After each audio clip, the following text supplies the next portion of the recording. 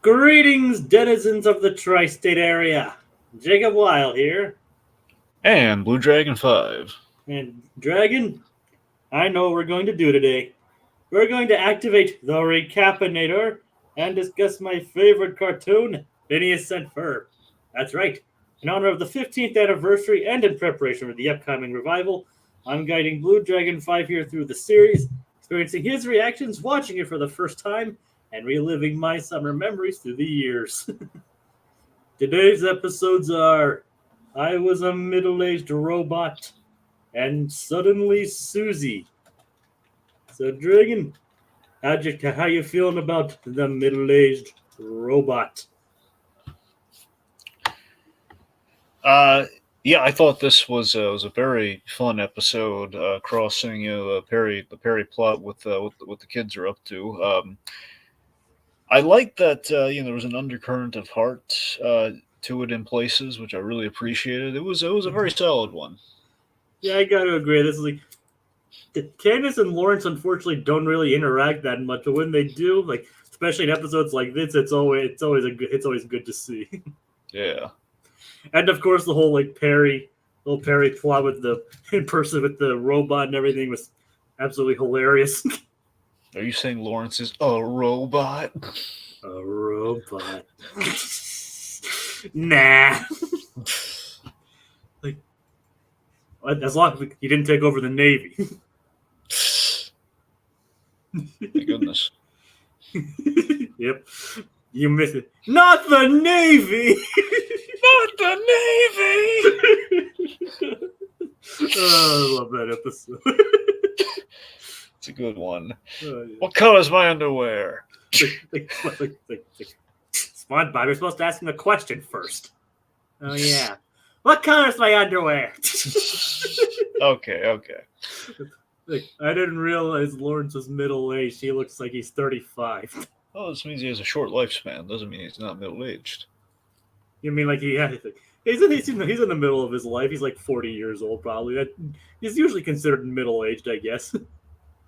I mean, I don't know what really constitutes that, but that would be about. Well, usually 40 to 50 is kind of the middle age kind of age. Yeah. And then there's like, I was a middle-aged robot. It's the epitome of a Dang It Carl episode. Oh yes. We'll get there. My headcanon is Carl's the reason that Jagger forgot to bring money.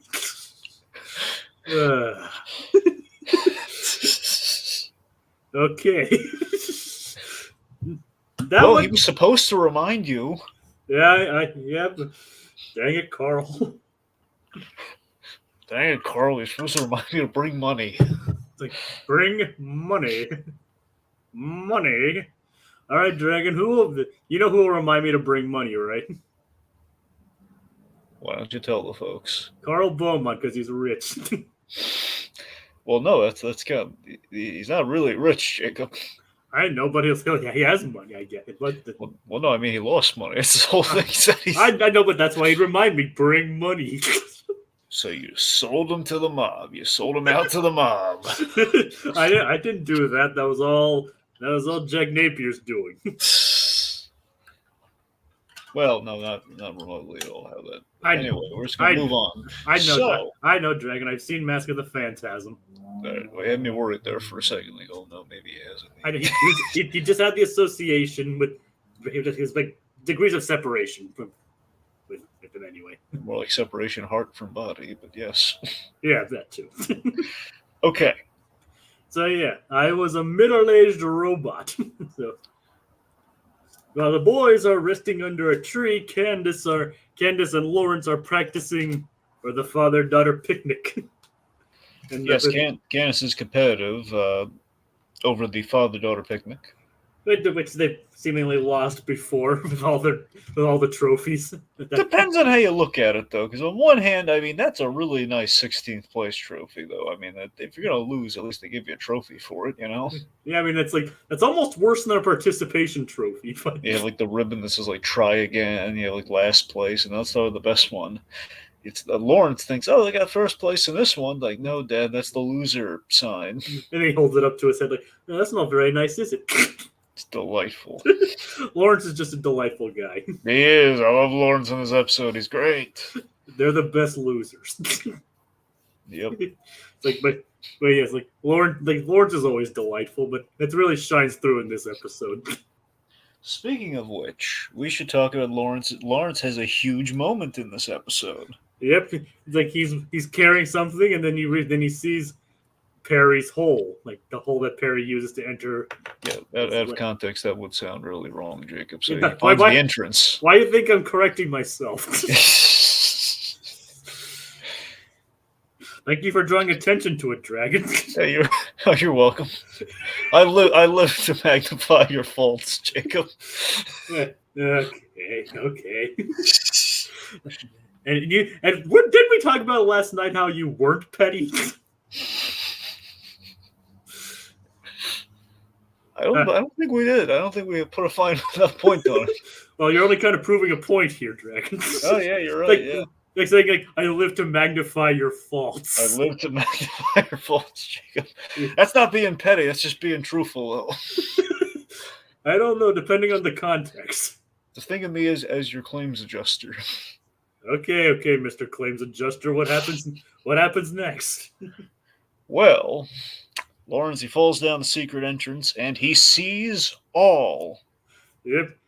He's like, that guy looks familiar. And then who should turn around the chair but Perry? I like that he's smart enough to realize that it's Perry wearing a hat. Yep, I live to magnify your faults. we need to have a banner for that or something. Yeah. It's like nobody wants to see Perry's hole. Now there's a real quote. The episode for you. Yes. It's like other people cannot figure out that Perry and Perry the Platypus are the same person. I mean, there's a whole gag built around Doofenshmirtz not being able to do that. Mm-hmm. Yet Lawrence just looks like, oh, Perry, and he just instantly realizes it's him. Yeah. Okay. Now here's I wonder if I don't suspect you have any background on this, but I'm going to give it a shot here. One thing in this episode had me really curious. So Lawrence trips into the memory eraser, essentially kind of a clunkier version of the neuralizer, one might say. Kinda, yeah. So, question: do you think it was a network note, or not even like a net? I'm not saying they were forced in this, but you think it was like a story consideration in the breaking of the episode of like, we can't have Alka take the intentionally essentially mind erase Lawrence. He has to stumble into it. Do you think that was like a note? Do you think that was like it's gonna be too mean spirited if like Perry? It's like no, you can't leave. I'm gonna throw you in this chair, and then something goes wrong. Like what do you? I mean, I honestly don't. I don't know. If it is, they made it together They put it together quite well and made it look like an accident. But Jacob, you know who we have to ask? I know who we have to ask. Daniel Swampy. His real name's Jeff. Well, I know. I thought Swampy sounded funnier. But Daniel and Swampy. All right.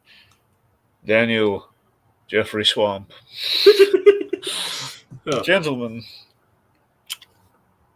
why must you leave us in these tailspins of curiosity? Why? I mean, I'm looking at this episode. I'm thinking, oh man, this feels a little like that scene from Batman Beyond Return of the Joker. This feels like, oh man, so the Joker just stumbles into the water. I mean, does it feel like we've shaved off, the reality of the situation? Look, I have no complaints. I'm just wondering. It feels like we're missing something here. It feels like there was a revision that might have gone in the story process. Maybe no revision happened in the story process. Maybe it was like, man, this would sound really funny. Just, Lawrence stumbles into this very conveniently placed memory eraser that happens to be in Perry's lair. Just in case, which may be the case, may entirely be the intent behind that gag, may entirely be, no, we never considered like Alka doing anything, super shady, gritty. Well, I mean, one might say. I mean, to be fair, they were willing to brain erase a kid later at the end. And that's why I'm wondering, Jacob, because we have that gag. And I look back on it and I wonder, wait a minute, we can do it with the innocent bystander child, but when it comes to Lawrence, who's the actual security risk for the entire Alka mission, we can't. He conveniently falls. Yes. I say Jacques, Daniel, and Jeffrey Swamp. We demand answers. Anywho, I wonder if they'd be able to remember from 13 years ago. well, they're going to have to remember something when they're making this revival, don't they? Yeah. Probably do it like the Russos when they're selecting, essentially they're doing their draft pick of all the superheroes in Civil War. It's like, okay, let's put them all on the board. What are all the gags that we've done with these certain characters that we don't want to repeat ourselves with? Alright. Yeah, that makes sense, I guess. Okay, so Lawrence, the memory erasing sequence has been initiated and goes to 95%, which is pretty substantial. Yeah, when Carl comes in sweeping the lair, it's like gets him out of there before he completely erases him. He's like, and Lawrence is like, Daddy. Oh boy, now there's a what if for you. Yeah, what if? What if what? What if Carl raised Lawrence like he was his own? That'd be very awkward. It would be insanely. Oh god. I don't even want to think about it. Nope. Unfortunately, Carl did catch him before that, and Monogram was busy trying on different mustaches. Honestly tells him to solve the situation. But Carl's solution is definitely an interesting one. So apparently, Carl, he anticipated this. Apparently, he was smart enough to anticipate this exact situation would happen, but not to anticipate. Maybe we should put like a protective thing around the memory erase chair, or maybe we should like relocate it to Alka and bring it in when necessary, given all the intricate tubing and like entrances and exits that we have built around the tri-state area. Yep. It's like, and so his solution to the problem is robots. Robots. Yeah, specifically have Agent P pilot a Lawrence robot and take his place at the father-daughter picnic. Yeah, because apparently he has robots of the whole Flynn Fletcher clan. Yep. It's like you anticipated this exact situation. Yep. Wow, yes, I did. It's like, wow, that's really creepy, Carl. I'm sorry. Then he says, "Yes, it is." It's like he realizes that it's creepy as he's saying it. Well, what should we start with here, Jacob? Should we start with a certain jingle, or should we start with Should we go to the chart? I'm gonna start with the chart first. Well, the chart says. Dang it, Carl! Dang it, Carl! I mean, Carl, of all the creepy, weird thing, I mean, let's see, what other Carl? Let's figure what Carl would do with something like this, and which Carl would not do something like this. Now, I know which Carl would do something like this. Now, which Carl would? Carl Weezer. Carl Weezer. Yeah, you definitely would.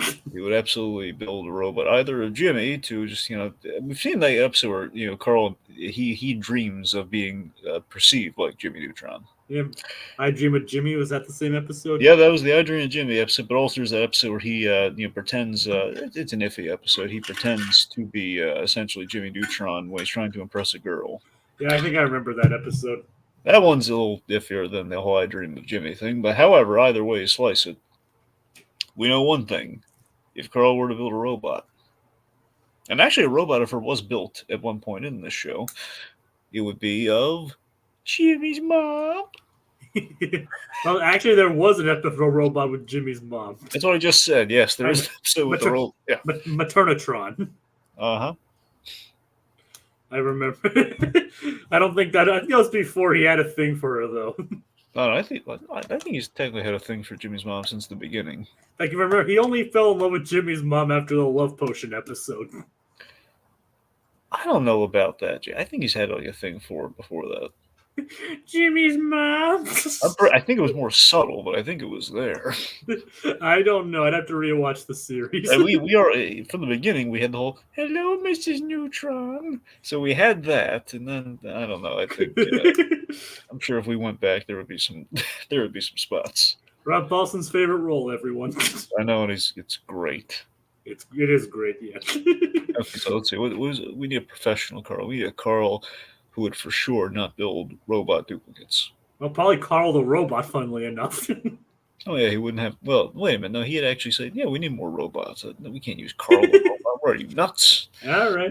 He's probably the most reason. He was the most like level-headed character in that whole movie. Well, yeah. I don't know. Then I think he's going to see the benefit of robots, though. So I don't think he's an optimal choice for this. Okay, then I don't know. Combat Carl. Well, no, he's a toy though. The toys kind of need the pilot stuff sometimes. Let's see. What about Carlson? I don't know. I think he kind of go for a wild, crazy scheme like this. All right, look. Let's say Carl Moss because he doesn't care. Carl Moss. Okay. There you go. And one more. And the next thing then. Jacob, what time is it? It's Gritty Reboot time! I almost clicked on the wrong thing. Should we do it again? No. Okay, it's Gritty Reboot time!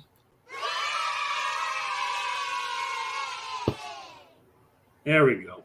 Well, I didn't get anything. I didn't hear anything. You didn't hear the cheer? No, nothing. It's like, that's the second time I played it. That's what I'm saying. I don't think. Are you hearing it? Yeah, I'm hearing it. I don't think it's playing. Anyway, well, folks in the audience, if anyone heard that play, just let us know for our own curiosity. We're gonna move past it. Folks, did you hear like a choir of children going "Yay"? Like the first thing I accidentally played the snare first. I didn't hear any. I didn't hear a snare. I didn't hear. None of those. Okay, so Gios heard it both times. Yeah, right. I heard it both. Okay. Oh well. Okay. I guess anyway. So, what is the Gritty Reboot? All right. So, Gritty Reboot here. I think it just kind of fills in the blanks right here already. Here, just like, dear God. Carl has studied the Flynn Fletcher family so much that he's been fascinated. He's done this as like a little side project Major Monogram knew nothing about. The idea of becoming the Flynn Fletcher family, and then the idea that, God forbid, Lawrence did not recover. Perry would have had to pull double duty this whole time, and Carl might have had to try to pick up some slack too. I mean, there's a size component there for sure, but I mean, I'll imagine it was like an Iron Man suit. Yeah. Oh God! And then Carl would be like, he'd be like married to Linda, and he'd be the father of the boys. It'd be creepy. Yep, it would be creepy. That's what I'm saying. This thing is in so many ways creepy already, with very little tinkering with the Gritty Reboot. The Gritty Reboot just makes it stick. Like, oh boy, that's a lot of thought went into that one. Just Carl. Now here's the thing: it'd be like 1 hour photo with Carl. Like, Carl. That's actually what I was just thinking of. Exactly, just Carl from a distance. He's falling in love with the family from surveilling them all this time, and it's like, oh, what it would be like to be Lawrence or Candace or Ferb. It's just a longing, to have a family, and like, does Carl have family? Yes. Yes, he does. We don't ever see it, but he mentions it. Is he married? No. Okay. He mentions, I believe, a cousin. Oh yes. Named Carla. Carla. I think so. Yeah. Jacob, He made up that cousin. That cousin's just Carl in a wig.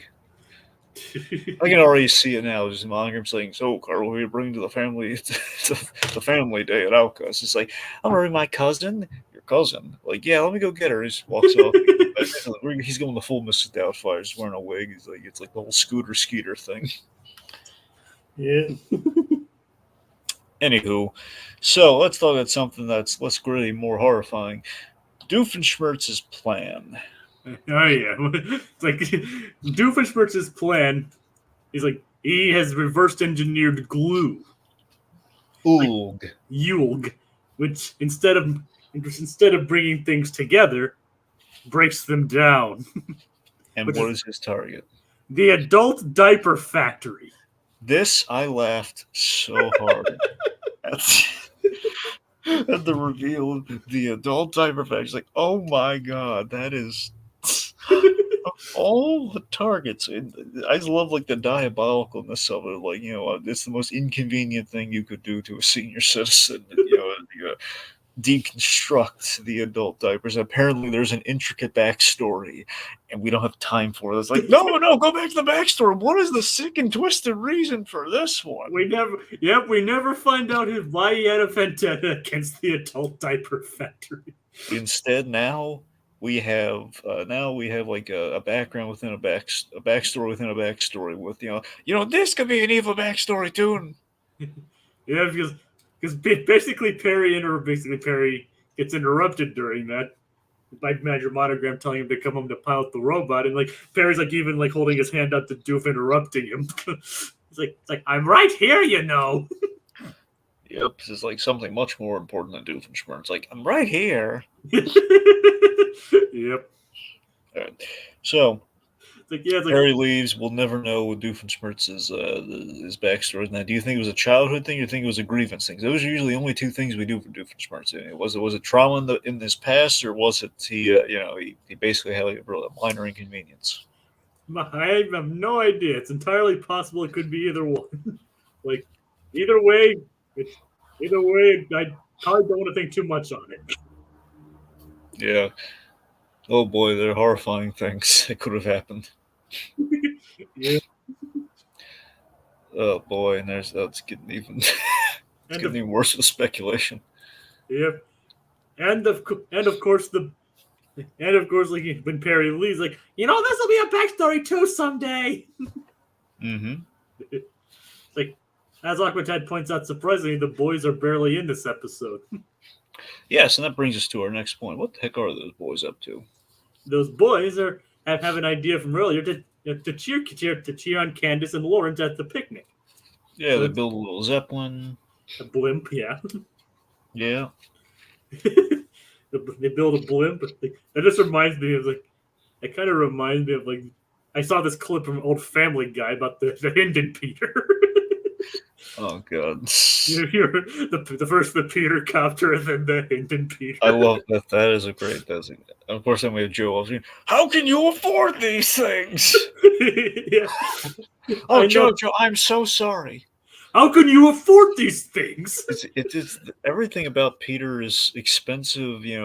Basically bat themed, essentially Peter themed. Vehicles. All these themed vehicles. The Peter copter. The timing on that animation is flawless because it's timed like a real event, despite the cartoony logic of a helicopter crashing your neighbor's lawn, it would look something like that, and it'd be like a genuine, like Peter feels really bad about it. Yeah, but Joe's surprisingly cool with it. Initially, yes, and then however the Hinden Peter. It's like, I know that it literally has nothing to do with this episode. It's just like I saw that clip earlier today, and I just had to bring that up. Also, this brings back to the pilot of Family Guy with he rents the blimp and he drops he's dropping the cash and also like the apology mines. Oh my god, Old Family Guy was great. Yes. Okay. So Aquatad then goes on to say, one of the few times their big idea for their parents. Yeah. It's like they build it, and it's actually a very nice thing too. Like they build it to support Candace and Lawrence at the games, and Candace even points out, look, they're in a blimp. It's like it's okay with Mom, it's okay with me. Okay, so we should talk about the workings, the inner workings of the Lawrence bot here. Yeah, like it was. Unfortunately, it was like the kit was Dutch. It's like, but fortunately, they found a Dutch to French dictionary and a French to English dictionary. So let me tell you why I love this joke. Yeah. So this joke specifically is very Get Smart esque. I mean, I'd be surprised if it wasn't directly had to be. I'm convinced it had to be directly Get Smart inspired because it's the kind of humor they would do because they had a whole bunch of like code breaking gags and Get Smart. Where you'd have a thing where you'd have like all sorts of like like the minor espionage things like Maxwell Smart. He's on a mission and like the guy who's hidden. Yeah, they always have like a guy hidden in a. They have an agent who's hidden in ridiculous items in like camouflage, as in like he's like hiding in a clock or he's hiding like in a cabinet or something. And it'd be a thing where he goes. He's supposed to go to this guy. He's supposed to get like a secret message and memorize it. Before he can memorize it, I'm thinking specifically. There's this episode. It's great. He's in the, it's kind of like a parody of Murder on the Orient Express. So Maxwell Smart is like supposed to go on this train, and everyone keeps walking into his little train cabin. And he's trying to get the secret message, and people keep coming in, so he keeps having to eat the message. Before he can memorize it.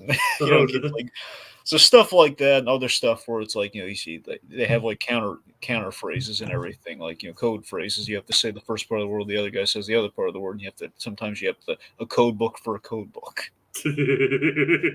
It's either that or a little bit of Marx Brothers, but let's just say Get Smart be the one where I can buy be a language translation gag where you need this code to break that code, you need that one to translate the first one to get you that one, and all of this to pilot the robot. Like, yeah, I really need to watch Get Smart. I love it. Wish it was streaming, but I love it. I think you can buy it on Amazon or something. Yeah, but where's the fun in that? Yeah, but so yeah, it's like, and it only and beyond that, the robot only comes with several phrases, like jolly good Candace, if it's okay with Mom, it's okay with me. Lovely windmill, isn't it? Essentially 3 phrases. Yes. It's like jolly good Candace. Anyway, so we have a Robo. Also, he has many defects, like the limbs are very easily detachable, and his face pops off. Yep, it's just kind of horrifying. Yeah. Yeah. So, and you can Carl, of course, forgot to top off the coolant. Dang it, Carl. Oh, no, we don't have time to do it all over again, but yeah. Carl. Yep, of course, another dang it, Carl. Yep. And the interesting thing is, like, once it's like Candace did see Lawrence approve of what the boys did, and she didn't really even pay attention to it much after that. Yeah. So that was actually, again, it's always kind of nice when they're not focusing on the busting aspect of it. Progress. I dig it. I mean, she doesn't always make that level of progress, of course, but it's always nice.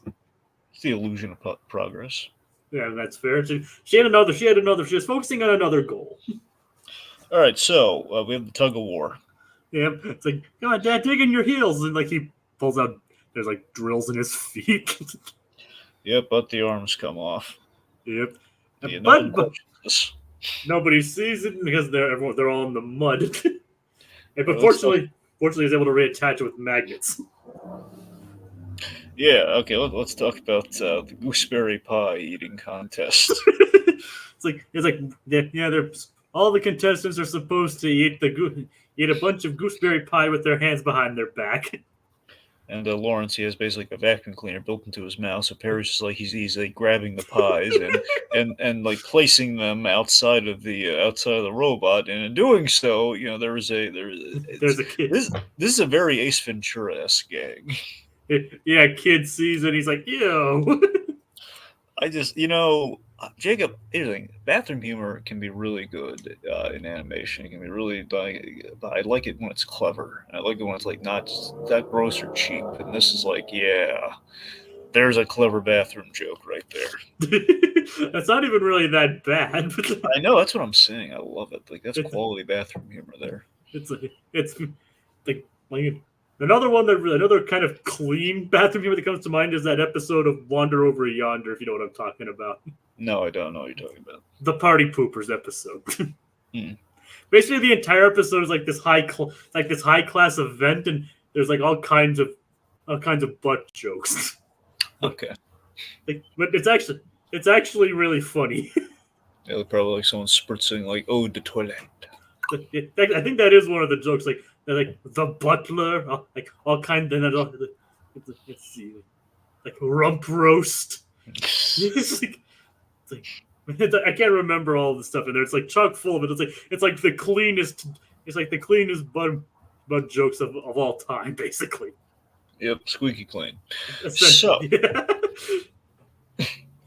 anyway, so after the gooseberry pie gag, let's see. So we have the balloon animal sculpting contest, which just, I mean, I'm impressed that it's a category in all of this. I mean, you don't really like. When's the last time you remember like a family picnic kind of thing that involved balloon animal making?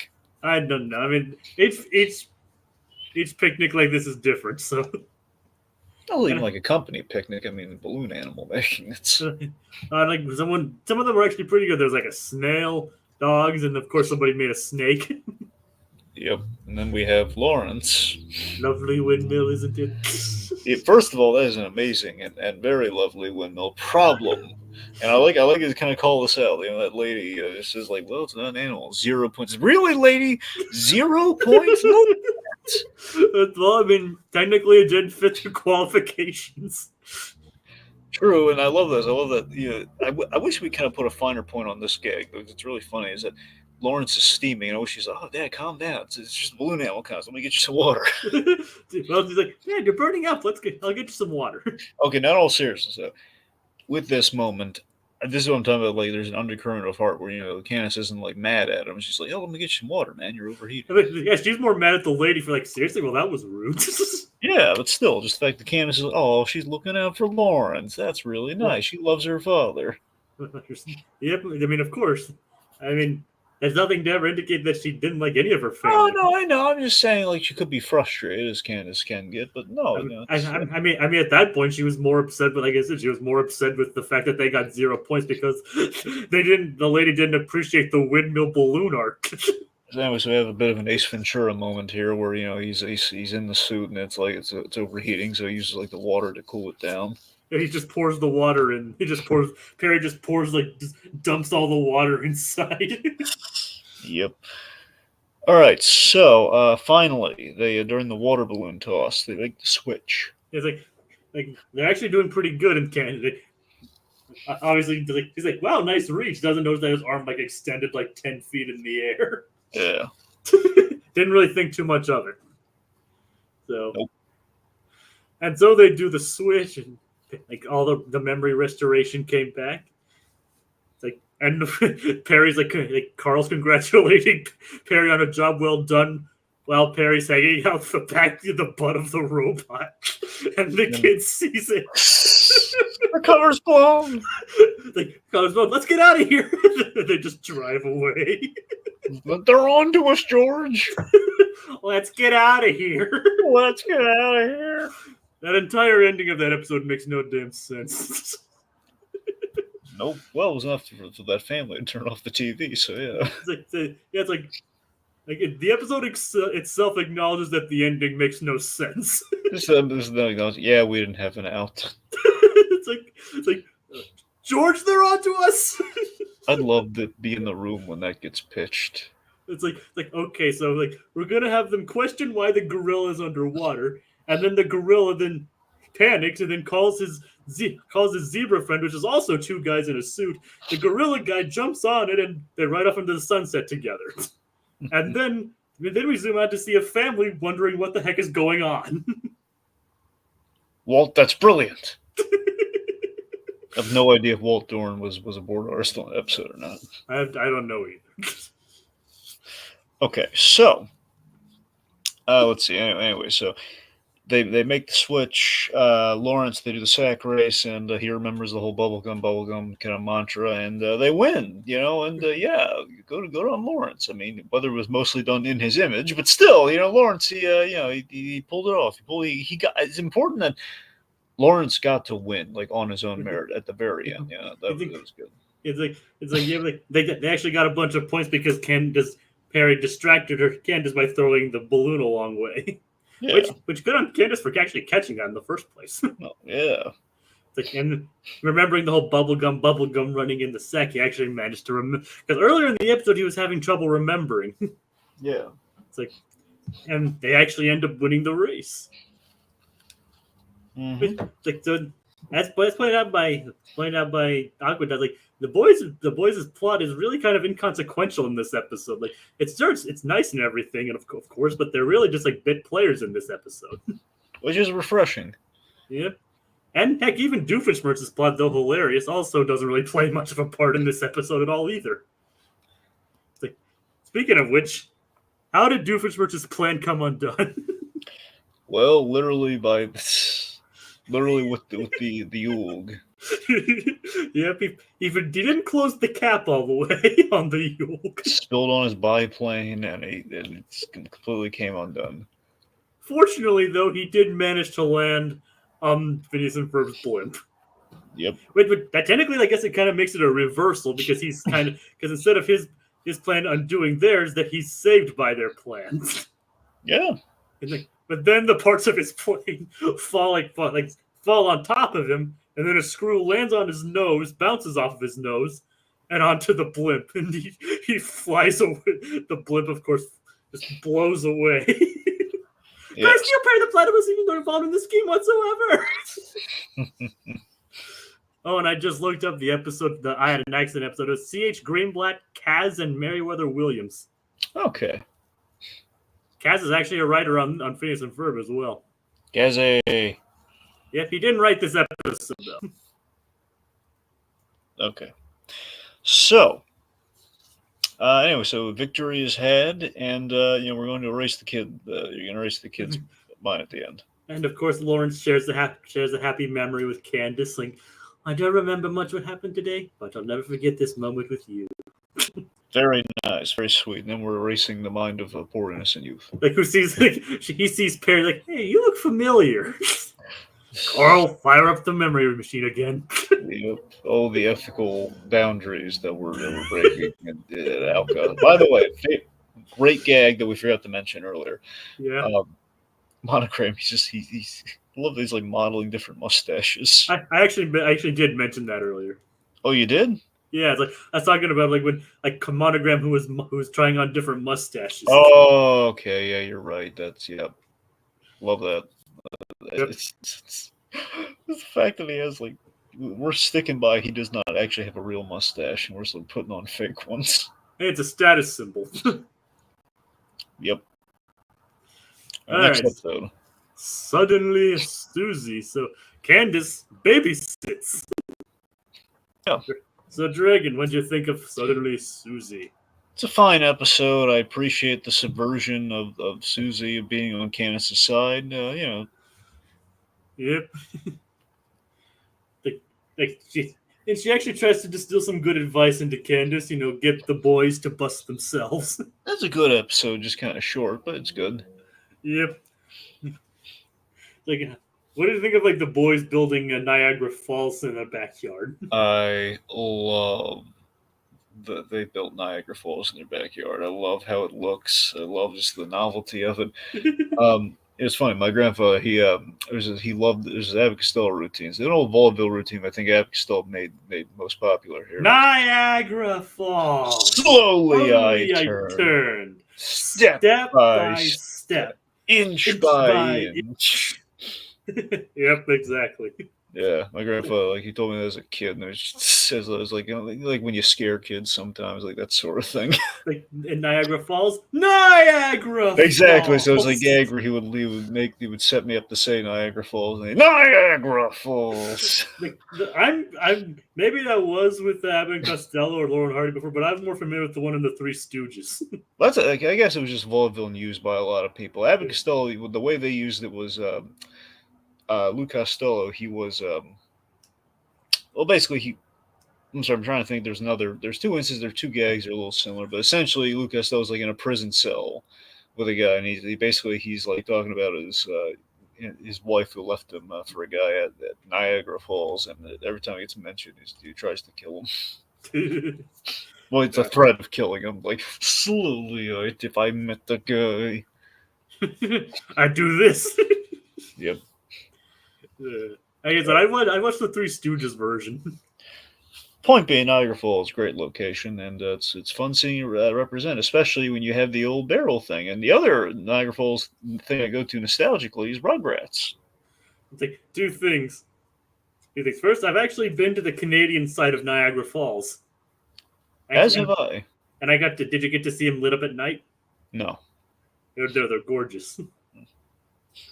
And the second thing, what's the Rugrats connection? Okay, so they go. That was really funny. They go to this. I mean, I don't know if theme park's the right word because it's very milquetoast. It's more of like an attraction, like a roadside attraction sort of thing. This is the ride. I don't think there's like ride. The other thing, I don't think they're like rides. It's just kind of like this. There's like a place you can grab some food and it has like novelties. Essentially, a Canada themed like roadside attraction. And you have like a Niagara Falls built there, and Grandpa Lou thinks he's like actually in Canada. Oh, he thinks he's been snuck across the border, so he's trying to sneak back, and he hops in a barrel over the fake Niagara Falls. Oh God! It's so funny. That sounds hilarious. It's actually the whole episode is like they left Grandpa Lou at a gas station, and the babies know this, but the parents do not, and they think Grandpa's like sleeping in the back, so they keep trying to leave him like a breadcrumb trail as he's like giving chase. Yeah, that sounds hilarious. I tell you, man, I love Grandpa Lou from the Rugrats. I mean, honestly, Joe Lasky's great, and honestly, he's my go-to for the replacement Bugs and Daffy voices. But it was wonderful as Grandpa Lou. Unfortunately, the keyword here being was. Yeah.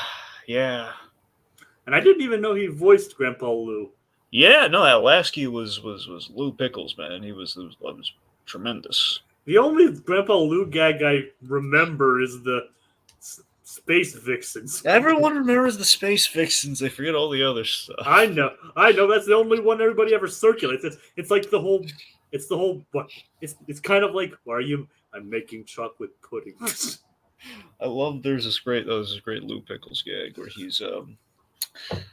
I mean, honestly, I gotta be honest. It's more kind of pathos driven than it's like comedic. I don't know. I just love this. I love Lou Pickles, where Tommy again, like the early seasons of Rugrats, the first two seasons, at the very least the first season. I don't know if they maybe cleaned it up a little. Man, I'm thinking of season 2, but in the early seasons of Rugrats, particularly the first season, it was very much a baby's day out formula with Tommy. As in, okay, weird things happen to Tommy. He gets he literally gets kidnapped by two ransomers in an episode, and he gets lost. He gets lost at the grocery store, and he gets taken home by two. Basically, imagine the twins from The Shining grown up. Oh no! And they're rich ladies though. But I'm sorry, not they. They don't. They don't abscond with them. Basically, it's this great episode where Lou goes to the grocery store, and this butler for these creepy Shining twins grown up finds a baby, and but basically Tommy crawls in the bag by accident or something. Basically takes him to the mansion. They have to figure out what to do with the kid.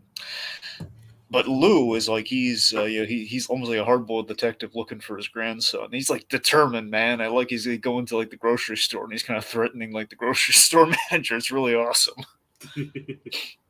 Yeah. I miss Joel Lasky. God, he was wonderful. Anyway, his Daffy was flawless. I think honestly, I have to measure him to see which is better. But I gotta be honest, I think his Bugs Bunny was like really good. It's like, I mean, I know he was like the go-to Daffy for almost everything. And I think even if it's probably both, and I think probably it's probably top tier for both of them. But I really loved his bugs. I didn't actually hear his bugs. I'm more familiar with Jeff Bergman's bugs than his, but I'm saying it's probably similar to Bergman's bugs. I don't know. I think Alasky's got a little over on Bergman, but anyway. I mean, he probably does. But I said I'm obviously more familiar with Joe Alasky's Daffy, like the Duck Dodgers and things like that. Bergman's Flintstone, though, that's good. I mean, yeah, it is. Alasky was Duck Dodgers in the series, right? I'm pretty sure, but I think so. Okay. There's a chance it was Bowser, but I don't think it was. I don't think it was. Bowser has Bowser's a little more nasal with his Daffy, so I don't think it was. I mean, Bowser is doing it in the Looney Tunes cartoons. That's what I mean. Like, and, now, and, so I don't. And yet it was Joe Alasky. There you go. Okay. And yet another reason the Duck Dodgers show was amazing. It was amazing. I love your tangents, says Code Geass. Yeah, it does actually remind me we should try and. Well, never mind. I don't want to speculate here. Anyway. Yeah. But yeah, back to the episode at hand.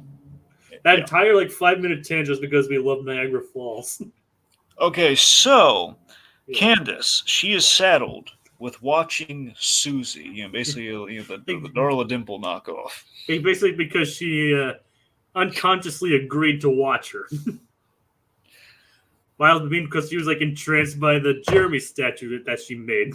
Like, Candace, you gotta 2 lessons, Candace. 1, you gotta pay attention, and 2, bring money.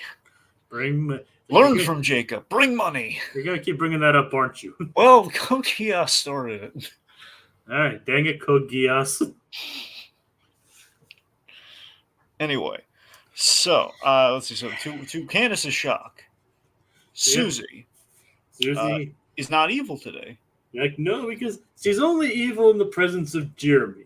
She's off the clock. No Jeremy, no reason to be evil. Nope. Which is actually kind of interesting. Yeah. We get to see a different side of her. She actually works with Candace this time. Yeah. So yeah, it's it is actually technically Dragon started it yesterday. He complained about not bringing up money for several minutes. Yeah, but you brought up this podcast, Code Geass. That's I started in the first place, but Geass. I mean, come on, man. Yeah. So let's drop it and maybe remind me in July. Let's not bring it up until July, okay? Hey, I won't bring it up. You tell Geass stuff. If he brings it up, then I'm going to bring it up. Like I said, can we wait? At least wait until July. Hey, okay. We'll see how long it lasts. Okay, so. I mean, I want to meet Rob Paulson, all right? Yeah, we'll see if you can afford to do so. Yeah, I'm gonna start saving up now. Okay. So, the boys turn the broken sprinkler in the backyard into an awesome Niagara Falls. Yep, which Ferb throws a giant rock up to the top of Niagara Falls. It was paper mache, but it was an impressive toss all the same. Yep, exactly. So let's see. So meanwhile, Major Monogram. I mean, previous episode did demonstrate how jacked Ferb was. Yep. I mean, you saw what that bodybuilding course did for Ferb. Yeah. It's he's Ferb is straight up jacked. Anyway, secretly jacked, though. He hides it very well. That's my secret, Phineas. I'm always jacked. Just turns and then he buffs up and just punches the Leviathan. The funny thing is, we all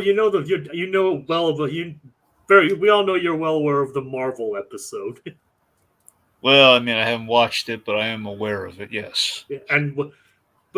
And Hulk is in the episode. Oh, sure, the Hulk's in the episode. Yeah, of course, because we need the big green monster. Yeah.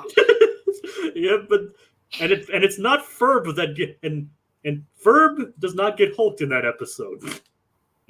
Someone else does. Oh boy, I better not be who I think it is. Who do you think it is? It better not be Baljeet. It's Baljeet. Oh, son of a! I mean, this is already. Oh, that's it. I mean, the Hulk doesn't even have, barely even has a rogues gallery. Barely. Okay? They're all monsters. They're all generic monsters except for like 3 characters. Well, you'll just have to wait for the episode to come out. Great. Dragon, This episode keeps getting better. Dragon, judge the episode on its own merits. I know. I'm just saying, all right? Try to go in without a bias, and we still have 2 seasons to go anyway. It's not even a bias thing. It's like logic. Like, okay, well, we have these characters. Who is our bad guy gonna? We'll get there. A gritty reboot dragon is going to turn into a fire-breathing dragon and burn Baljeet to death. Forget I said anything, okay, dragon? Anyway. So, Major Monogram and Carl, Monogram's PO to Carl because, he didn't buy the raises like he asked. It's like, apparently he doesn't have a mustache, but he can grow a beard. Apparently. Yep. And the funny thing is, in this case, Doofenshmirtz had not been buying anything on the internet. Yeah. So get over there and put a start to it. Here's an episode of Phineas and Ferb. I bet we never get Dr. Doofenshmirtz. Wouldn't that literally be kind of like entrapment, though? That's what I'm getting at. I think Doofenshmirtz has a legal case here. I think he should actually bring charges up against Alka, see what happens. Honestly, that would be kind of surprising to see. Just basically him kind of going the full Snowden, only he's not fleeing the country. Well, I think my civil liberties are being impeded. Like, this is sensitive information. He's looking at my online. Like, even if he doesn't go to like an actual court, he always go to like a Judge Judy court or something. It's like, I've had it with this guy. This guy he keeps stalking me, and it really weirds me out. Plus, he has his little bespectacled friend always following me around too. He's even creepier. I don't like him. Can he actually turn around while I do this? Can he? Okay. Anyway. Yes. So, let's see what's going on here. Okay, so I guess the kids. You have Buford. Yeah, Buford and like Buford's carrying around Baljeet and like this baby carrier kind of thing. Pray tell why, Jacob. It's like his doctor recommended it. It's just as humiliating as a half Nelson, but easier on his tennis elbow. Yep. And meanwhile, he's chewing tough gum. Tough gum. Pounders like a drum, stop a train with their thumb. It's tough gum. I love the product placement on tough gum, and I love even more so. Says, can we have some? No, you're not tough enough. Says, okay, it's bullies only. Hey, Ferb, can I have some regular gum? Regular gum. Yep, regular gum. It is a good joke. Feels very SpongeBob-esque, but I love it. Well, it does. Obviously, the show does have ties to SpongeBob. Do you know if Bob Meyer was on the Salty Spittoon episode? I don't believe so. Hey Buford, what'd you have for breakfast? Tough gum. I was thinking it was going to be like nails, but without any milk. But nails without any milk. It's like, I'm checking right now, and no, he was not involved in that episode. Oh, well. Anyway. At least not credited for that episode. I do love, one, I mean, just putting Baljeet in his place. More so, I do love the gag where it's like, can I go? It's just like, yes, but I worry. Be careful. I worry about you. They care about each other. They're friends. That's nice. Yeah, it's like Buford cares in his own way. He does, and you know what? I'm just saying the dynamic there. You know what, Baljeet?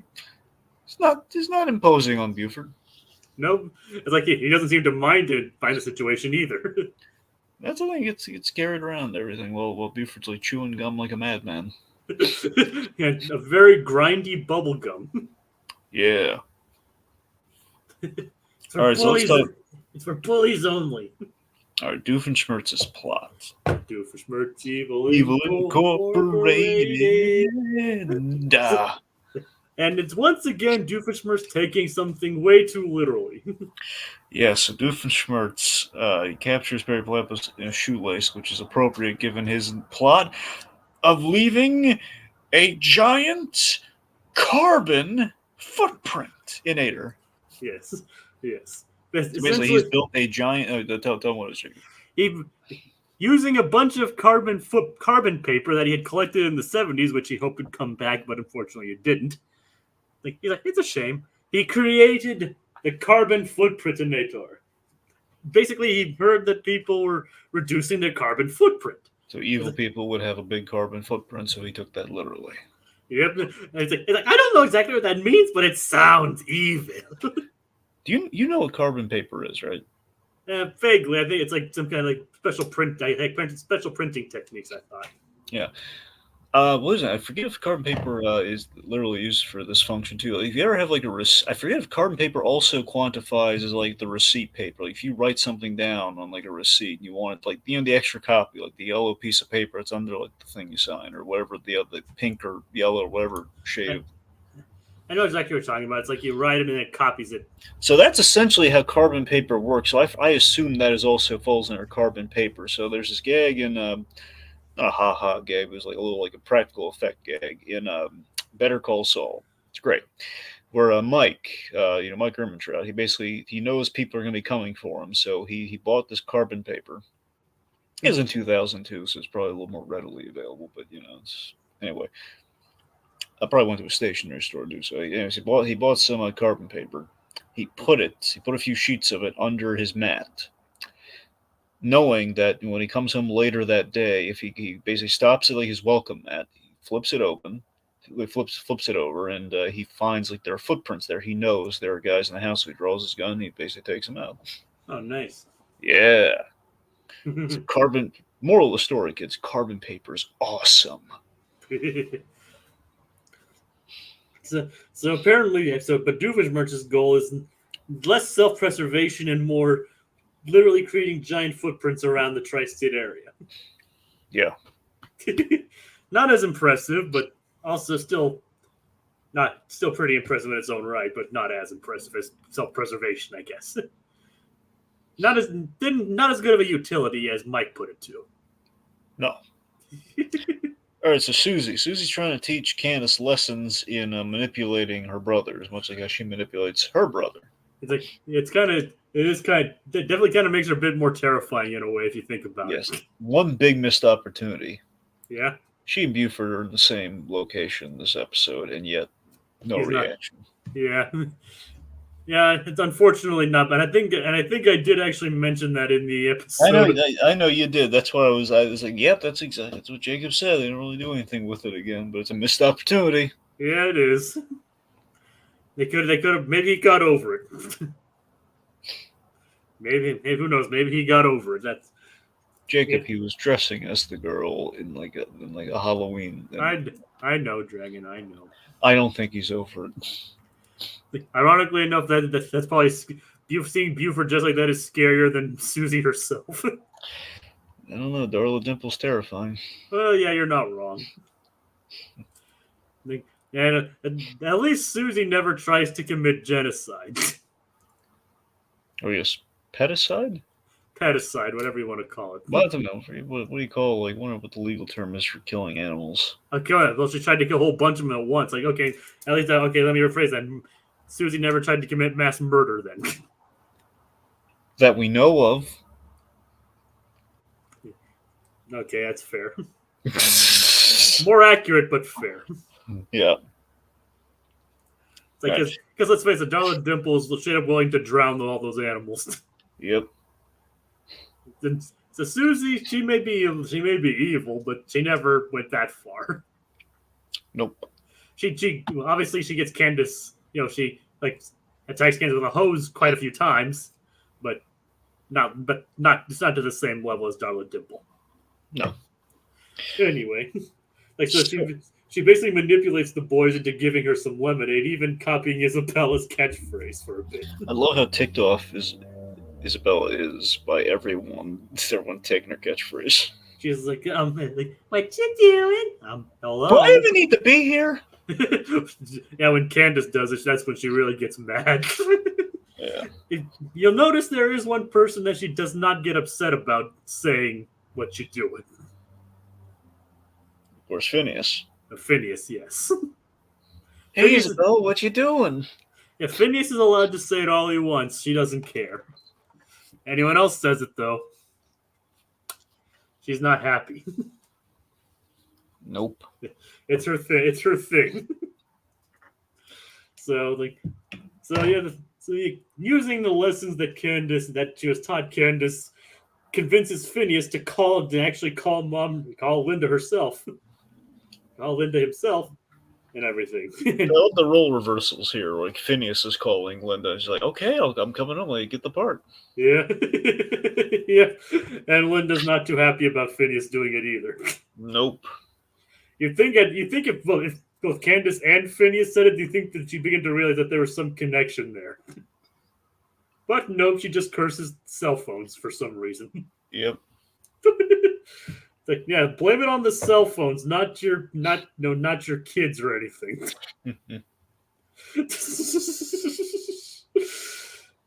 So Perry manages to escape from the double knot, which is Doofenshmirtz thought was impossible. And Doofenshmirtz actually gets a one up on Perry here. Yeah. Yeah, he opens a window, and Perry falls. Yeah. Like he actually got a one up on him, which Doofenshmirtz is learning. That he is. Watch him never do something like that again. So, but does that deter Perry, Dragon? Yes, and the episode ends right there. That's it. Episode's over, folks. Yep. Bunch of footprints. Yep. Perry didn't stop him, so that'll do it for this week on the Recap-inator. Just all right. We're kidding. All right, so Dragon, what really happened? Now tell the folks what the platypus does. The platypus gets his truck driving license. Yes, and he becomes a Mr. Banana Driver. Yep. Mobile mammal. We have this whole song and everything where he's driving around. I love he just kind of tell where it's going with the giant banana on top of the truck. Yeah. And the guy's like, "Oh no, I left my demo in there." It's a very oddly specific song. Just the fact that Perry Platypus, instead of just like hijacking the truck, he goes to he does the job interview process and everything, and he becomes like the legit driver. I mean, you've seen what Perry does. He's a good guy. He doesn't want to steal from anything. Like, remember, he paid a kid for a skateboard to catch up to Doofenshmirtz. True. That's how good of a guy Perry is. That's how nice he is. Yep. He doesn't like endanger anyone or steal property. He did injure a lot of just innocent dancing scientists, though. Yeah, well, they weren't innocent dancing scientists. I mean, they earned their spot. They earned their dancing spot there. But they were trying to spread evil. Yeah, but I mean, it was evil in a nice meal, though. But Dragon, didn't you say that eating the meal made you complicit? Yeah, it does, but still though, it's evil adjacent though. It's like it's the question. Like, is it evil? Would you go to a horrible rally of some kind if it offered like the best food ever? I don't know. I guess it depends on who is speaking. I don't know. Let's just say I don't know. I'm just gonna throw out the skinheads or something. Would you go to a skinhead rally if they had the best hot dogs ever? Probably not. Well, other foods too. Still probably not. Okay. Would you be tempted though? If I knew what it was, I'd be like, I'm just here for the food. Exactly. I was like, I don't know. Like, would you oh man, yeah, but the food's really good. It's like, okay, I'm like, it's like, okay, it's like, okay, your aggression is one thing, but I'm just here for the food. We're gonna splatter the globe in white. Can someone pass the cupcakes? Oh God. Just like like I see nothing. I like. Can I just take a to-go bag? Do we have to stay for the whole presentation? Can we just grab the food and go? The 2-ton take-home containers. It probably took 3 days to 3 days to make it. 3 days. Nice going, buddy. It took us 3 days to make that potato salad. 3 days. All right. I wonder, like, obviously, I myself, if I spent 3 days making potato salad, I'd be pretty mad if some random guy came and accidentally stepped in it. I tell you, oh god, I tell you, a parody. I'd love to see. I'd love to see someone do a parody of the MacArthur Park song with the potato salad gag from SpongeBob. You'll have to explain that one to me. Yeah, essentially, Richard Harris, I think it was Richard Harris. There's a song called MacArthur Park, and it's like this infamously long song that people either like or they don't like. And it's basically a guy singing about making a cake that gets left out in the rain and rained on. But again, he's like, it took so long to make it. And Elvis made fun of this song a few times. It's really funny.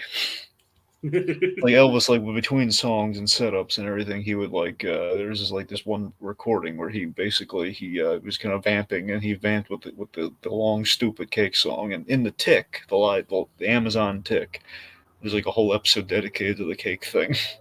And like the Tick is he is nonplussed. He's enough, because the song it's a long song. He's like, enough with the stupid cake song. So it's really funny. So it's basically about making taking forever to make a food that gets ruined. So I mean, I think it goes hand in hand with potato salad. Funnily enough, MacArthur Park actually was parodied by Weird Al Yankovic. Oh, I gotta look into that. It's Jurassic Park. Yeah, I gotta look into that. Yeah, I haven't. It's like when you mentioned MacArthur Park, I was like, wait, didn't Weird Al parody that? And I'm like, oh yeah, it turns out it was Jurassic Park. There you go. So there you go. Okay.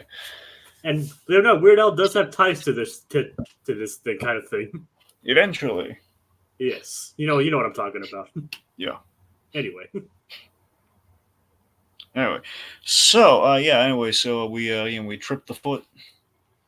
Yeah. Perry drops the banana from the top, and apparently it's a real life giant banana, and it causes him to slip. Mm-hmm. It's and of course, but we need to get back to the boys first. That we do. So the boys, they all go in. Again, this is what Grandpa Lou did. I'm sorry. Wait. This is essentially what they did in the Rugrats. There, Grandpa Lou goes over Niagara Falls. And I'm not Tiki, by the way. I know you're not Tiki. I'm painfully aware you're not Tiki. Okay then. Remember earlier, Dragon. I live to magnify your faults. Absolutely. Anyway, so Buford then sticks his gum on it because it's on the spout because it's a choking hazard. Yes, and they all go in the bucket, essentially in the barrel, going over the falls. Except Buford. Yes. He apparently did a dive with a cannonball into it. And crushes Belgique to death. Not to death, but no, you're right. Belgique got knocked out and he drowned. Man, you really have enough for Belgique. No, look, I'm not done yet. I'm not done. Initially drowns, and then Buford saves him and just resuscitate him in a way I'm sure Belgique's not going to appreciate. Especially since I mentioned that whole thing earlier, you really have enough for Belgique now, don't you? I mean, maybe in this episode. And Belgique didn't even really do anything in this episode. That's the thing. No, I know. I'm okay. That one's purely because of the news that you told me. So that's what I'm saying. You're right. Look, Belgique's fine. I wonder if you'll remember. I wonder if you'll remember that by the time we get to that episode. We'll see. You still remember that one important detail? Yes. But will you remember that detail? Well, how can I not? I'm saying, will you remember the Belgique detail? Yeah, we'll see. Yeah, it's so because of Buford's gum, it's Doofenshmirtz actually kind of just outdoes himself in this episode. and the foot attaches to the Niagara Falls. It's like nature always. This is why I hate nature. It always gets stuck on your bottom of your foot. So initially, I was the first watch. I was like, "Oh man, I don't buy that at all." But then again, on the rewatch, like, well, it is tough gum. So if any gum's gonna be able to sustain that, I guess. They Yep. basically gave plot reasons to the tough gum gag, which is like, okay, I approve of this cartoon logic. Yep. It's like it may be cartoonish, but it does make sense within the. That's what I'm saying. If it makes sense like that in the intrinsic logic of the cartoon, I'm down for that. Because okay, it's tough. It's better. It's tougher than regular gum. Okay. Regular gum. Yeah. Anyway, so then we have the coup d'état joke. Yeah. The return of the man and wife. Of the farmer and his wife. Yes. The farmer and his wife, and the wife never believed in any of the farmer's dreams, and he's doing like a spring water bottling plant. It's like, I can't believe you saw. Look at a miniature golf franchise, which, funny enough, wasn't actually that guy. But it's like, and opened up spring water bottle factory. What do you think he was going to do? He's going to follow the sky? You never believed in me. Oh, that's great. Yep, Corey Burton. Corey! I don't love Corey Burton. And when it ended up to yesterday, he's another person I'd like to meet at a con. Well, yeah. Wouldn't we all like to meet Corey Burton? Oh, yeah. I don't even know if he does cons. I don't know if he does cons either. It's like, he's a busy man, Jacob. Yeah, I know. He's going to the Disney parks all the live long day. He's too busy voicing everyone. Yeah. we have a comment from Code Geass. No, well, depends on what he was doing right before his. But anyway, he asked the boys to make his funeral. Yeah, I there might be a. He asked Phineas and Ferb to organize his funeral. Yeah, that would make me like you know what? Yeah, it's my it would not be a heartfelt goodbye. It's like, yeah. So let me tell you all the stuff that Baljeet did in life. Nothing. I was gonna say, made poor Phineas and Ferb over there do everything while he sat back and did nothing. You lose. Good day, sir. Here's a comment that you definitely will agree with. Well, yeah. If I saw him, I'd give him to sign like a Von Drake glossy, probably. Yeah, I have to go with Brainiac. There's a lot of good options, but it's got to be. I know, of course. The impact of that, what he did with that character is the reason why like Brainiac is linked with Krypton now, because of what he and Superman the Animated Series did with that character. I know. Yeah, I know. Anyway, so the episode has ended. Yeah, like of course, like Candace realizes that Suzy's gold didn't work. It's like, results may vary. And she goes back to her normal self when Jeremy comes back and sprays Candace sprayed with the hose. Yep, she did not rub the lotion on the skin. It rubs the lotion on its skin. It does this whenever it is told. Yep. A very odd place for Silence of the Lambs reference. Yeah. But apropos, I guess. So that concludes the episode then. Two very good episodes. Like I think Middle-Aged Robot edges out a little bit, but suddenly Suzy was fun as well. Dagan, any closing thoughts? Yeah, I love the Middle-Aged Robot episodes. A really fun conceit. It's not like the first time we've ever seen this conceit. Someone in like the robot body of the other person, but it was nicely done. Had some nice little personal touches there and some really good jokes. And suddenly Suzy, honestly, I like it more for the set pieces. I love it more for like the giant carbon footprint-inator in the Niagara Falls gig. Niagara Falls. Niagara Falls. Slowly I turn. Step by step. Inch by inch. Yeah. Okay. So So next week we have a very special episode, in which case it's the Christmas vacation. We picked the right month for it. Yep. And to be, in conclusion, Carl can't do anything, and Dragon will never not hate Baljeet. You never know. It sounds like Baljeet improves according to my associate here. We'll see if he's lying to me. I mean, that's just my personal opinion. So you, who knows? Again, your mileage may vary. Yeah. But so next week, as I mentioned, we are covering Phineas and Ferb's Christmas vacation. We actually didn't plan this; it just kind of happened serendipitously. Don't give away our secrets, Jacob. I think they already know it. I think they already found out. Diaz will judge us. Don't give away our secrets. Okay, but as some of you may be aware, we've already actually covered this in a previous. We covered it was it Christmas in July or seasonal shenanigans that we covered this in? Well, it would be Christmas in July, Jacob. Yeah, that's what I thought. So we covered it in Christmas in July several years ago. So we won't be so quick. We won't be going as in depth as we usually do for these episodes. We're going more broad strokes. That was what we agreed on. Yeah. But we'll still be discussing it. We'll still be discussing it next week. So be sure to join us next time then. Good night, everybody. Lovely windmill, isn't it?